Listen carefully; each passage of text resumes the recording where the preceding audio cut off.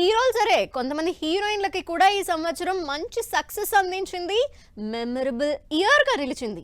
ఇండస్ట్రీలో ఉండి హిట్ కోసం, స్టార్డమ్ కోసం వెయిట్ చేస్తున్న వీళ్ళకి ఈ సంవత్సరం బ్రేక్ రావడంతో పాటు కొత్త వాళ్ళకి కావాల్సినంత ఎక్స్‌పోజర్ వచ్చింది. మరి వాళ్ళెవరో చూద్దాం. ఈ సంవత్సరం సూపర్ సక్సెస్ఫుల్ గా కంప్లీట్ చేసిన heroine Rashmika. South to north వరుసగా ఛాన్సులతో బ్యాక్ టు బ్యాక్ షూటింగ్స్ తో యాడ్స్ తో రకరకాల ప్రాజెక్ట్స్ తో కెరియర్ లో ఫుల్ బిజీగా ఉంది రష్మిక. అంతకు మించి పుష్ప 2 సక్సెస్ లో నెక్స్ట్ లెవెల్ కి వెళ్లిపోయింది రష్మిక స్టార్డమ్. ఇప్పటి వరకు పెద్దగా పర్ఫార్మెన్స్ రోల్స్ చేయని రష్మిక పుష్ప 2 లో కంప్లీట్ యాక్టింగ్ యాంగిల్ చూపించి ప్రేక్షకుల్ని ఇంప్రెస్ చేసింది. అంతేకాదు ఈ సంవత్సరమే రిలీజ్ అయిన కుబేరా, గర్ల్ ఫ్రెండ్ లాంటి సినిమాల ప్రమోషనల్ కంటెంట్ కి మంచి అప్లాజ్ అందుకుంది. ఈ సంవత్సరం ఇటు సౌత్ అటు నార్త్ లో ఇంపాక్ట్ ఫుల్ మూవీస్ చేసి సక్సెస్ఫుల్ గా 2024 ని కంప్లీట్ చేసేసింది జాన్వి.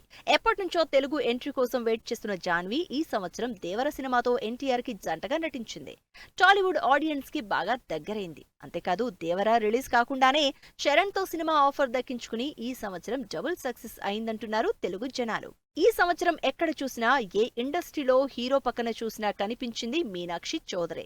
తెలుగు, తమిళ్లో వరుసపెట్టి సినిమాలు చేసి ఈ సంవత్సరం ఏకంగా 6 సినిమాలు రిలీజ్ తో ఆడియన్స్ ముందుకొచ్చింది మీనాక్షి. ఈ సంవత్సరం గుంటూరు కారం నుంచి మొదలుపెట్టి మొన్నీ మధ్య రిలీజ్ అయిన మెకానిక్ రాకీ వరకు అన్ని సినిమాలతో మంచి పేరు తెచ్చుకుంది మీనాక్షి. ఈ రేంజ్ లో ఏ హీరోయిన్ సినిమాలు రిలీజ్ చేయకపోవడమే కాదు, నెక్స్ట్ ఇయర్ నవీన్ పొలిశెట్టితో పాటు సంక్రాంతికొస్తున్నాం సినిమా చేస్తోంది.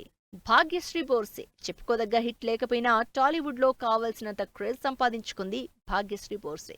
మిస్టర్ బచ్చన్ తో టాలీవుడ్ ఎంట్రీ ఇచ్చిన ఈ క్యూట్ హీరోయిన్ ఆ సినిమా ఫ్లాప్ అయినా తన సోలో పర్ఫార్మెన్స్ తో పెద్ద ప్రాజెక్ట్స్ దక్కించుకుంది. విజయ్ దేవరకొండ, గౌతమ్ తిన్ననూరి సినిమాతో పాటు దుల్కర్ సల్మాన్ తో కాంతా మూవీస్ చేసే ఛాన్స్ దక్కించుకుంది భాగ్యశ్రీ బోర్సే.